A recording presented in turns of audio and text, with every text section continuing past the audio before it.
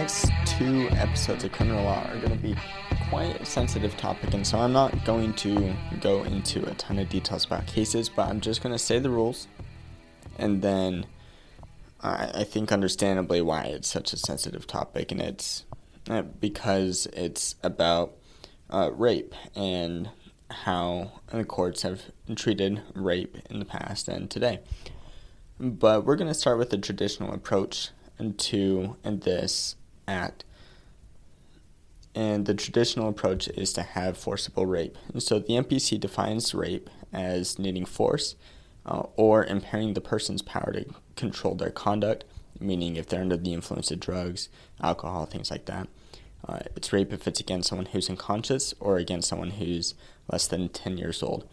Under the MPC approach, it's gross sexual imposition if there's a threat that prevents the resistance by an ordinary person, or rather ordinary woman. It's gross sexual imposition if the person has knowledge that the person is suffering from a mental disease, and it's gross sexual imposition if the person has knowledge that the victim is unaware that the abuser or the violator in this instance is not her husband, even if she believes that he is. So that's the MPC approach. Now we have common law statutes, or rather I should say they're probably not. We'll say they're common law statutes. This one that we addressed was the Alabama statute approach. So there's rape in the first degree and rape in the second degree.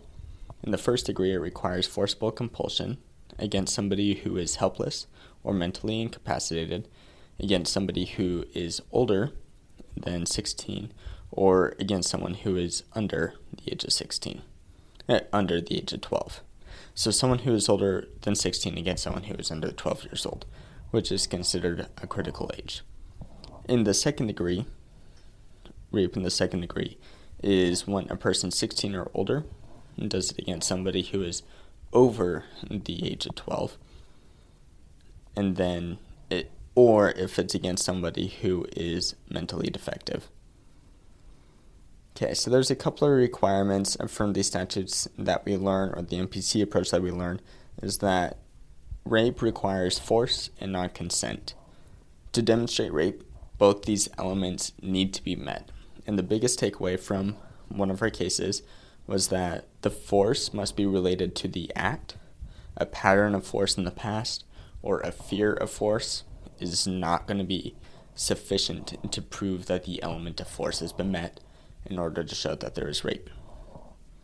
And then there's the resistance requirement, which is really getting into the depth of force. So you have force and consent. Consent is quite easy to prove. If the person says, no, I don't want to do this, well, then there's going to be a lack of consent. However, force is more difficult to prove because there needs to be actual force, or there needs to be, I think the term's consequential force, meaning the person knows that if they don't comply that they will be forced. Meaning there's no force yet, but if they didn't, then there would be force involved. And so the resistance requirement is really us trying to figure out what level of force is needed to get a conviction. And there's 2 points of view of this. Should we have a force requirement at all? Or should we not have it? And the reason why there is a force requirement to begin with is to divide forcible rape from non-consensual intercourse. And there's other reasons too, such as having force makes it very clear that the person was acting non-consensually, meaning the person knew that what they were doing was wrong if there's resistance. And then why shouldn't we have this resistance element? Well, because we want to be looking at the actions of the defendant and not the actions of the victim. The reason for that is because a lot of the time women are blamed for their rape when they had nothing to do with it. And so the reason why you don't want to have this resistance element is because you don't want to put women in danger. because a lot of the time their options are either comply or don't comply and get hurt. And that's something that we want to avoid. So there's a lot of debate about whether or not the resistance requirement for force is something that should be followed underneath this traditional approach of understanding rape.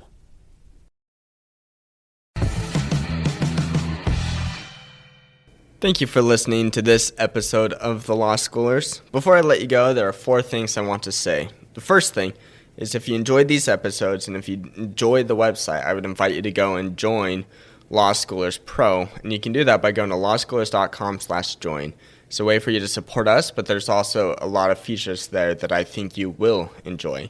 Second thing is that nearly all of our episodes are unedited. The only ones that aren't are pre-law materials, and the reason for that is so you can actually see the legal material in its raw form as I'm learning it as well. The third thing is that the information contained in these episodes are specifically only for educational purposes.